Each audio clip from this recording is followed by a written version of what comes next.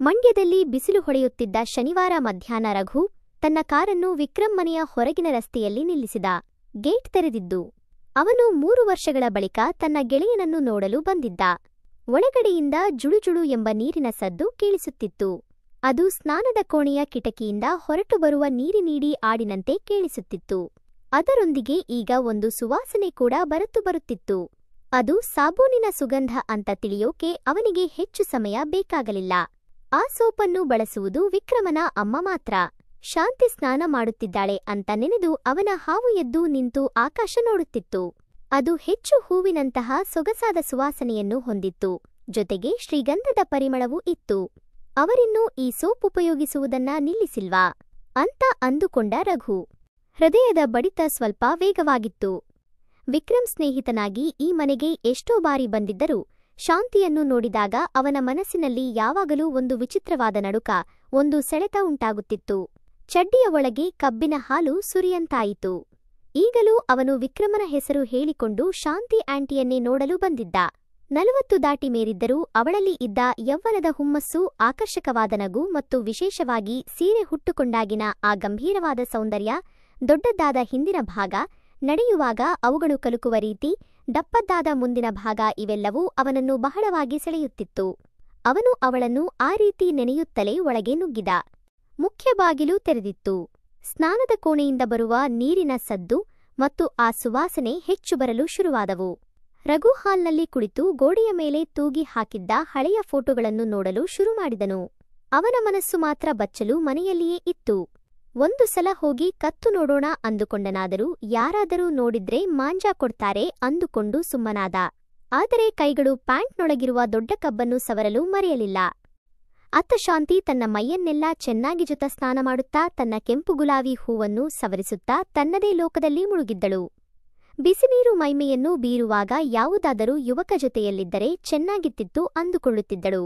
ಬೆರಳುಗಳು ಒಳನು ಸೆಳೆಯು ಹೊರಬರುತ್ತಿದ್ದವು. ಮೇಲಿನ 2 ಎಳನೀರುಗಳು ದೊಡ್ಡದಾಗಿ ಬಿಗಿಯಾದವು. ಯಾರಾದರೂ ಹಾಲು ಕುಡಿಯುತ್ತಿದ್ದರೆ ಒಳ್ಳೆ ಮಜಾ ಇತ್ತು ಅಂದುಕೊಳ್ಳುತ್ತಿದ್ದಳು. ಕೊನೆಗೆ ಹೂವಿನಿಂದ ಕಬ್ಬಿನ ಹಾಲು ಹೊರಬರುವಾಗ ಕಿವಿಗೆ ಇಂಪಾಗಿ ಕೇಳಿಸುವಂತೆ ಕಿರುಚಿಕೊಂಡಳು.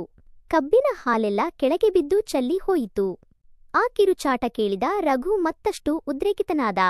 ಅವನಿಗೆ ಅವಳು ಬೆರಳಿನಿಂದ ಆಟ ಆಡುತ್ತಿದ್ದಾಳೆ ಅಂತ ಗೊತ್ತಾಗುತ್ತೆ. ಎಲ್ಲ ಮುಗಿದು ಮನಸ್ಸು ನಿರಾಳವಾದ ಮೇಲೆ ಮೈ ಒರೆಸಲು ಟವಲ್ ಹುಡುಕಳು. ಆಗ ಅವಳಿಗೆ ಟವಲ್ ತರುವುದನ್ನ ಮರೆತೀನಿ ಅನ್ನುವುದು ಗೊತ್ತಾಗುತ್ತೆ. ಹಾಗಾಗಿ ಅವಳು ಮೇನ್ ಡೋರ್ ಬಾಯ್ನೂ ಆಗಿದೆ ಅಂತ ತಿಳಿದುಕೊಂಡು ಆ ಅವಸ್ಥೆಯಲ್ಲಿಯೇ ಹೊರಬಂದು ರೂಮಿನಲ್ಲಿರೋ ಭಗವಂತನನ್ನು ಉದ್ಧಾರ ಮಾಡ್ತಾಳೆ. ಕೆಲವು ನಿಮಿಷಗಳ ನಂತರ ಸ್ನಾನದ ಕೋಣೆಯ ಬಾಗಿಲು ಮೆಲ್ಲನೆ ತೆರೆಯಿತು. ಶಾಂತಿ ಮೈಮೇಲೆ ಏನೂ ಇಲ್ಲದೆ ಹೊರಗೆ ಬಂದಳು. ದೇವವಾದ ಕೂದಲು ಹೆಗಲ ಮೇಲಿದ್ದರೆ ಮೈಯೆಲ್ಲ ಉಜ್ಜಾಡಿದ ಸ್ಯಾಂಡಲ್ವುಡ್ ಸೋಪಿನ ಸುವಾಸನೆ ಇಡೀ ಹಜಾರವನ್ನು ಆವರಿಸಿತ್ತು. ಹೊರಗೆ ಬಂದು ಸೋಫಾದ ಮೇಲೆ ಕುಳಿತು ರಘುವನ್ನು ನೋಡಿ ಅವಳು ಶಾಕ್ ಆದಳು. ಅವಳ ಮೆದುಳು ಕೆಲಸ ಮಾಡುವುದನ್ನೇ ನಿಲ್ಲಿಸಿತ್ತು. ಆದರೆ ರಘು ಮಾತ್ರ ಅವಳ ಸೌಂದರ್ಯವನ್ನು ಬಿಟ್ಟು ಬಿಡದೆ ಸವಿಯುತ್ತಿದ್ದ. ಅವನು ಕೂಡ ಶಾಕ್ನಲ್ಲಿದ್ದ. ಜೊತೆಗೆ ಅವನ ಮೈಯೆಲ್ಲ ಬಿಸಿಯಾಗ ತೊಡಗಿತ್ತು. ಅವನು ತನ್ನ ಕಬ್ಬನ್ನು ತನಗೆ ಅರಿವಿಲ್ಲದೆ ಒತ್ತುತ್ತಿದ್ದ. ಅಬ್ಬಬ್ಬಾ, ಏನ್ ಮಹಾನ್ ಸುಂದರಿಯಪ್ಪ ಇವಳು ಅಂತ ಅಂದುಕೊಳ್ಳುತ್ತಿದ್ದ. ಅವಳ ದೊಡ್ಡ ನೇತಾಡುತ್ತಿದ್ದ ಹಲಸಿನ ಹಣ್ಣುಗಳು ಹೆಚ್ಚು ಹಿಡಿಸುತ್ತಿದ್ದವು. ಇಬ್ಬರ ನಡುವೆ ಯಾವುದೇ ಮಾತುಕತೆ ಇಲ್ಲ. ಅಷ್ಟರಲ್ಲಿ ವಾಸ್ತವತೆಗೆ ಬಂದ ಶಾಂತಿ ಹಿಂಜರುಗಿ ಸೀದಾ ಬಚ್ಚಲ ಮನೆಗೆ ಓಡಿದಳು. ಹಾಗೆ ಓಡುವಾಗ ಅವಳ ಹಿಂದಿನ ಭಾಗದ ಕಪ್ಪು ಸುರಂಗವೊಂದು ಅವನ ಕಣ್ಣಿಗೆ ಕಾಣಿಸಿತು.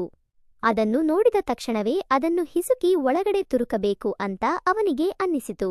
ಆದರೆ ಏನೂ ಮಾಡಲಾಗದ ಪರಿಸ್ಥಿತಿಯಲ್ಲಿ ಅವನಿದ್ದ.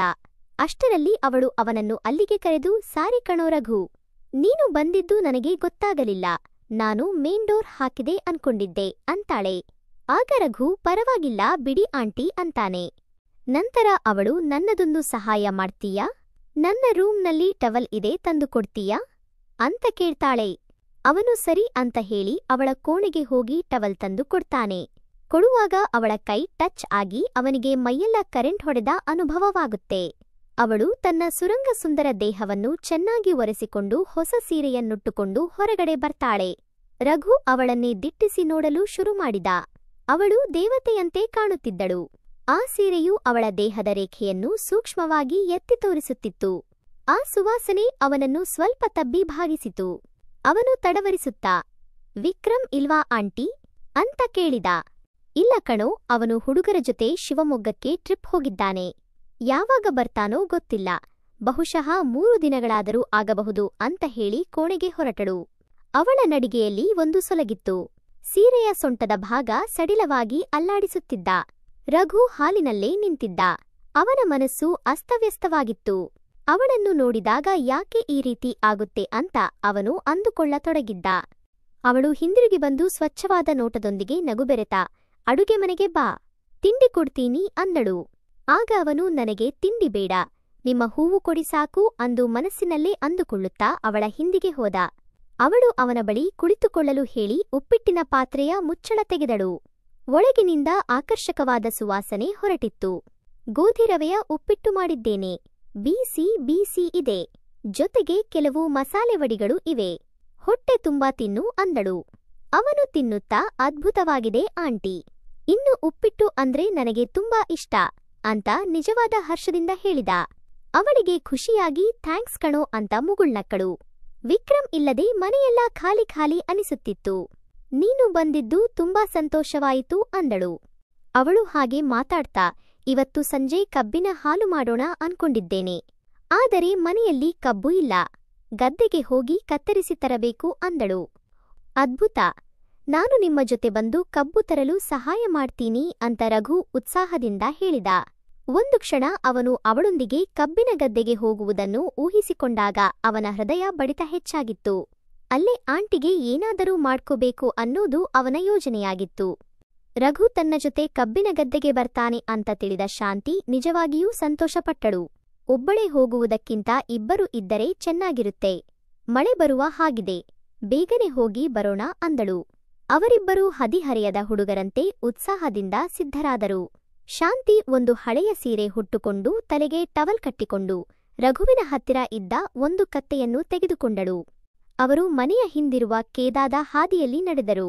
ಅದು ಹಳ್ಳಿಯ ಅಂಚಿನಲ್ಲಿರುವ ಕಬ್ಬಿನ ಗದ್ದೆಗಳ ಕಡೆಗೆ ಹೋಗುತ್ತಿತ್ತು. ಗಾಳಿಯು ತಂಪಾಗಿತ್ತು. ಆಕಾಶವು ಗಾಢವಾದ ಬೂದು ಬಣ್ಣದ ಮೋಡಗಳಿಂದ ಆವರಿಸಲ್ಪಟ್ಟಿತ್ತು. ದೂರದಲ್ಲಿ ಗುಡುಗಿನ ಸದ್ದು ಕೇಳಿಸುತ್ತಿತ್ತು. ಇವತ್ತು ಸರಿಯಾದ ದಿನವಲ್ಲ ರಘು, ಮಳೆ ಬಂದರೆ ಕೆಸರು ತುಂಬಿರುತ್ತೆ ಎಂದು ಶಾಂತಿ ಹೇಳಿದಳು. ಆದರೆ ಅವಳ ಹೆಜ್ಜೆಗಳು ವೇಗವಾಗಿದ್ದವು. ಹೌದು, ಆದರೆ ಮಳೆಯಲ್ಲಿ ಕಬ್ಬಿನ ಗದ್ದೆ ಇನ್ನೂ ಸುಂದರವಾಗಿರುತ್ತೆ ಅಂತ ಅವಳ ಹಿಂದಿನ ಭಾಗಗಳು ನೋಡುತ್ತಾ ರಘು ಹೇಳಿದ.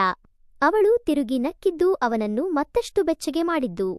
ಕಬ್ಬಿನ ಗದ್ದೆ ತಲುಪಿದಾಗ ಅಲ್ಲಿ ದೃಶ್ಯವನ್ನು ನೋಡಿ ಮೈ ಮರೆಯುವಂತಿತ್ತು. ಎತ್ತರವಾದ ಹಸಿರು ಕಬ್ಬಿನ ಗದ್ದೆಗಳು ಗಾಳಿಯಲ್ಲಿ ಸದ್ದು ಮಾಡುತ್ತಾ ಅಲ್ಲಾಡುತ್ತಿದ್ದವು. ಆಕಾಶದ ಬಣ್ಣವು ಗಾಢವಾದ ಹಸಿರು ನೀಲಿ ಬಣ್ಣಕ್ಕೆ ತಿರುಗಿತ್ತು. ಗಾಳಿಯಲ್ಲಿ ಮಣ್ಣಿನ ಮತ್ತು ಸಸ್ಯಗಳ ತಂಪಾದ ಸುವಾಸನೆ ಹೊರಸೂಸುತ್ತಿತ್ತು. ಇಲ್ಲಿ ಈ ಗಿಡಗಳು ಚೆನ್ನಾಗಿವೆ, ಹುಳು ತಿಂದಿಲ್ಲ ಎಂದು ಶಾಂತಿ 2 ಗಿಡಗಳ ನಡುವೆ ನುಗ್ಗಿ ಒಂದನ್ನು ಆರಿಸಿ ಕತ್ತಿಯಿಂದ ಕಬ್ಬನ್ನು ಕತ್ತರಿಸಲು ಪ್ರಯತ್ನಿಸಿದಳು. ಆದರೆ ಕಬ್ಬಿನ ತೊಗಟೆ ಗಟ್ಟಿಯಾಗಿತ್ತು. ಆದ್ರೂ ನಾನು ಮಾಡ್ತೇನೆ ಆಂಟಿ ಎಂದು ಚಾಕುವನ್ನು ತೆಗೆದುಕೊಂಡು ಒಂದು ಗಿಡವನ್ನು ಯಶಸ್ವಿಯಾಗಿ ಕತ್ತರಿಸಿದ. ಇನ್ನೊಂದು ಬೇಕಾ ಆಂಟಿ ಅಂತ ಕೇಳ್ತಾನೆ. ಹೌದು ಕಣು, ಬೇಕು, ಇನ್ನೊಂದು ತಗೋ, ಒಂದು ಸಾಕಾಗಲ್ಲ ಎಂದು ಶಾಂತಿ ಹೇಳಿದಳು. ಅವಳ ಕಣ್ಣುಗಳು ಗಿಡಗಳ ಮೇಲೆ ಸಂಚರಿಸುತ್ತಿದ್ದವು. ಅವಳು ಸ್ವಲ್ಪ ಮುಂದೆ ಹೋಗಿ, ಇದನ್ನು ನೋಡು, ಇದು ಚೆನ್ನಾಗಿದೆ ಅಂತ ತಿರುಗಿದಾಗ ಅವಳ ಪಾದವು ತೇವವಾದ ಮಣ್ಣಿನ ಮೇಲೆ ಜಾರಿತು. ಅವಳು ಅಯ್ಯೋ ಎಂದು ಕೂಗಿದಳು ಮತ್ತು ಹಿಂದಕ್ಕೆ ಬೀಳಲು ಪ್ರಾರಂಭಿಸಿದಳು. ರಘು ತ್ವರಿತವಾಗಿ ಮುಂದೆ ಹೋಗಿ ತನ್ನ ತೋಳುಗಳನ್ನು ಚಾಚಿ ಅವಳನ್ನು ಹಿಡಿಯಲು ಪ್ರಯತ್ನಿಸಿದ. ಅವನು ಅವಳನ್ನು ಹಿಡಿಯುವಲ್ಲಿ ಯಶಸ್ವಿಯಾದನು, ಆದರೆ ಸಮತೋಲನವನ್ನು ಕಳೆದುಕೊಂಡು ಇಬ್ಬರು ನೆಲದ ಮೇಲೆ ಬಿದ್ದರು. ಶಾಂತಿಯ ಮೈ ಮೇಲೆ ರಘು ಬಿದ್ದಿದ್ದ. ಅವನ ಮುಖ ಅವಳ 2 ವಾಲಿಬಾಲ್ನ ನಡುವೆ ಹುದುಗಿತ್ತು. ಆಗ ಅವನಿಗೆ ಈಗಲೇ ಬೆಚ್ಚಿ ಹೊರತೆಗೆದು ಹಾಲು ಕುಡಿಯೋಣ ಅನಿಸಿತು. ಆದರೂ ತಡಬರಿಸಿ ಎದ್ದು, ಆಂಟಿ ನಿಮ್ಗೆ ಏಟಾಯ್ತಾ ಅಂತ ಚಿಂತಾಚಿತ್ತನಾಗಿ ಹೇಳಿದಳು. ಇಲ್ಲ ಇಲ್ಲ, ಗಾಯವಾಗಿಲ್ಲ ಅಂತ ಹೇಳ್ತಾ ಅವಳು ಎದ್ದು ನಿಲ್ಲಲು ಪ್ರಯತ್ನಿಸಿದಳು. ಆದರೆ ಅವಳ ಪಾದವು ಮತ್ತೆ ಜಾರಿತು. ನನ್ನ ಕೈ ಹಿಡಿಕೊಳ್ಳಿ ಅಂತ ರಘು ಮುಂದೆ ಹೋಗಿ ತನ್ನ ಕೈಗಳನ್ನು ನೀಡಿದನು. ಅವನು ಅವಳ ಕೈಯನ್ನು ಬಲವಾಗಿ ಹಿಡಿದುಕೊಂಡನು. ಅವಳು ತನ್ನ 2 ಕೈಗಳಿಂದ ಅವನ ತೋಳನ್ನು ಹಿಡಿದುಕೊಂಡಳು. ಅವನು ಅವಳನ್ನು ಎಳೆಯಲು ಪ್ರಾರಂಭಿಸಿದಾಗ ಅವಳು ತನ್ನ ತೂಕವನ್ನು ನೀಡಲು ಪ್ರಯತ್ನಿಸಿದಳು. ಅವಳು ಸ್ವಲ್ಪ ಮೇಲಕ್ಕೆ ಬಂದಳು, ಆದರೆ ಮತ್ತೆ ಜಾರಲು ಪ್ರಾರಂಭಿಸಿದಳು. ರಘು ತನ್ನ ಇನ್ನೊಂದು ತೋಳನ್ನು ಅವಳ ಸೊಂಟದ ಸುತ್ತಲೂ ಇರಿಸಿ ಅವಳನ್ನು ಬಲವಾಗಿ ಹಿಡಿದುಕೊಂಡನು. ಅವನ ಕೈಗಳ ಸ್ಪರ್ಶವು ಅವಳ ಸೊಂಟದ ಮೇಲೆ ಬಿದ್ದಾಗ ಶಾಂತಿ ಉಸಿರು ಬಿಗಿಯಾಗಿ ಹಿಡಿದುಕೊಂಡಳು. ಅವಳು ಅವನ ಮುಖವನ್ನೇ ನೋಡಿದಳು. ಅವಳು ತೀರ ಹತ್ತಿರದಲ್ಲಿದ್ದಳು. ಅವನ ಕಣ್ಣುಗಳು ಅವಳನ್ನು ನೋಡುತ್ತಿದ್ದವು. ಗದ್ದೆಯ ಸುತ್ತಲೂ ಗಾಳಿ ಬೀಸಲು ಹೆಚ್ಚಾಯಿತು, ಬಿರುಸಾಗಿ ಬೀಸಿತು. ಕಬ್ಬಿನ ಗಿಡಗಳು ಜೋರಾಗಿ ಸದ್ದು ಮಾಡಿದವು. ಮೊದಲ ಮಳೆ ಹನಿಗಳು ಅವರ ಮುಖದ ಮೇಲೆ ಬಿದ್ದವು. ಶಾಂತಿಗೆ ತಡೆದುಕೊಳ್ಳಲಾಗದೆ, ರಘು, ನನಗೆ ಸರಿಯಾಗಿ ಮಾಡು, ನಂದು ಹರಿದು ಊರ್ಬಾಗಲಾಗಬೇಕು, ಹಾಗೆ ಹೊಡೆಯೋ ಅನ್ನುತ್ತಾ ಹೀಟಿಗೆ ಬಂದವಳ ರೀತಿ ಹೇಳಿದಳು. ಅಷ್ಟರಲ್ಲಿ ಮಳೆ ಜೋರಾಗಿ ಬರಲು ಶುರುವಾಯಿತು. ಅವಳ ಮಾತುಗಳನ್ನು ಕೇಳಿ ಶಾಕ್ ಆದ ರಘು ಕೈಬಿಟ್ಟ. ಆಗ ಶಾಂತಿ ಅಲ್ಲೇ ಕೊಚ್ಚೆಯ ಮೇಲೆ ಬಿದ್ದು ತನ್ನ ಕಾಚ ತೆಗೆದು ಅವನ ಮೇಲೆ ಎಸೆದು ಅಗಲ ಮಾಡಿ ತೋರಿಸಿದಳು. ಸುಂದರ ಹೂವು ಒಂದು ಕೆಸರಿನಲ್ಲಿ ಹರಡಿ ಜೋರು ಮಳೆಗೆ ನೆನೆದು ಒದ್ದೆಯಾಗುತ್ತಿರುವುದು ಅವನ ಕಣ್ಣಿಗೆ ಬಿತ್ತು. ಹಾಗಾಗಿ ಅವನು ಅದಕ್ಕೆ ಬಿಸಿ ಶಾಖ ನೀಡಲು ನಿರ್ಧರಿಸಿ ತನ್ನದನ್ನು ಅದರೊಳಗೆ ಹಾಕಿ ಹಿಂದೆ ಮುಂದೆ ಮಾಡುತ್ತಾ ಶಾಖ ಕೊಡಲು ಶುರು ಮಾಡಿದ. ಇಬ್ಬರು ಕೆಸರಿನಲ್ಲಿ ಮುಳುಗಿ ಹೊರಳಾಡಲು ಶುರು ಮಾಡಿದ್ದರು. ರಘು ಬಟ್ಟೆ ಕಬ್ಬಿನ ಗಿಡಗಳ ಮೇಲೆ ತೂಗಾಡುತ್ತಿದ್ದರೆ ಶಾಂತಿಯ ಬಟ್ಟೆಗಳು ಎಲ್ಲೆಲ್ಲಿ ಬಿದ್ದಿತ್ತೋ ಅವಳಿಗೆ ಗೊತ್ತಿರಲಿಲ್ಲ. ಕೊನೆಗೆ ಎಲ್ಲವೂ ಅಂತ್ಯವಾಗಿರಲಿಲ್ಲ. ಶಾಂತಿ ಎಷ್ಟೇ ಒಳಗೆ ಬಿಡಬೇಡ ಅಂತ ಬೇಡಿಕೊಂಡರೂ ಕೇಳದ ರಘು ಅವಳನ್ನು ಒತ್ತಿ ಹಿಡಿದುಕೊಂಡು ಒಳಗೆ ಬಿಟ್ಟು ಮಲಗಿದ. ಅವರು ಸ್ವಲ್ಪ ಸಮಯ ಅದೇ ಸ್ಥಿತಿಯಲ್ಲಿದ್ದರು. ಮಳೆಯು ಅವರನ್ನು ದುಯ್ಯುತ್ತಿತ್ತು. ನಂತರ ಮೌನವಾಗಿ ಅವರು 2 ಕಬ್ಬುಗಳನ್ನು ತೆಗೆದುಕೊಂಡು ಮನೆಗೆ ಹಿಂದಿರುಗಡಿದರು. ಮನೆಗೆ ಬಂದೊಡನೆ ಅವರು ಒಬ್ಬರನ್ನೊಬ್ಬರೂ ನೋಡಿಕೊಳ್ಳಲಿಲ್ಲ. ಶಾಂತಿ ಮೊದಲು ಮಾತನಾಡುತ್ತಾ, ನಾನು ಬೇಗ ಸ್ನಾನ ಮಾಡ್ತೀನಿ, ಆಮೇಲೆ ನೀನು ಕೂಡ ಸ್ನಾನ ಮಾಡು, ಬಿಸಿನೀರು ಇದೆ ಎಂದಳು. ಸರಿ ಆಂಟಿ ಎಂದು ರಘು ಹೇಳಿದ. ಅವನು ತನ್ನ ಕೋಣೆಗೆ ಹೋಗಿ ಬಟ್ಟೆ ತಂದು ಬಿಸಿನೀರಿನಿಂದ ಸ್ನಾನ ಮಾಡಿದ. ಆದರೆ ಅವನ ಮನಸ್ಸಿನಲ್ಲಿ ಉರಿಯುತ್ತಿರುವ ಭಾವನೆಗಳು ಸುಡುತ್ತಿರಲಿಲ್ಲ. ಅವನು ಅಡುಗೆ ಮನೆಗೆ ಹಿಂತಿರುಗಿದಾಗ ಶಾಂತಿ ಇನ್ನೊಂದು ಸರಳವಾದ ಸೀರೆ ಹುಟ್ಟುಕೊಂಡಳು ಮತ್ತು ತೇವವಾದ ಕೂದಲನ್ನು ಒರೆಸಿಕೊಳ್ಳುತ್ತಿದ್ದಳು. ಅವಳು ಕಬ್ಬುಗಳನ್ನು ತೊಳೆಯುತ್ತಿದ್ದಳು. ಅವಳು ಅವನನ್ನು ನೋಡಿದಾಗ ಒಂದು ಸಣ್ಣ ನಗು ಅವಳ ತುಟಿಯ ಮೂಲೆಯಲ್ಲಿ ಕಾಣಿಸಿಕೊಂಡಿತ್ತು.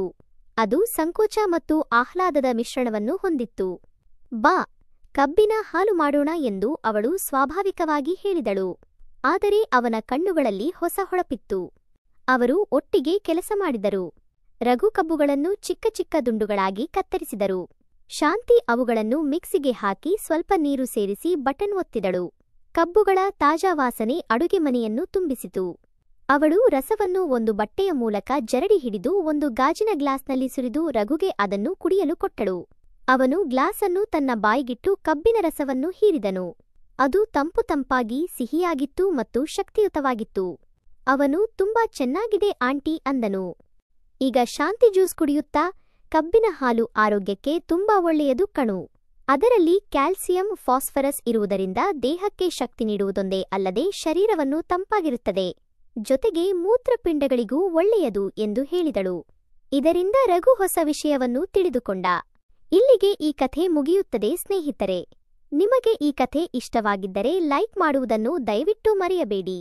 ಮತ್ತೆ ಇಂತಹ ಇನ್ನಷ್ಟು ಕಥೆಗಳಿಗಾಗಿ ನಮ್ಮ ಚಾನೆಲ್ ಅನ್ನು ಸಬ್ಸ್ಕ್ರೈಬ್ ಮಾಡಿಕೊಳ್ಳಿ. ಮತ್ತೆ ಸಿಗೋಣ. ಧನ್ಯವಾದಗಳು.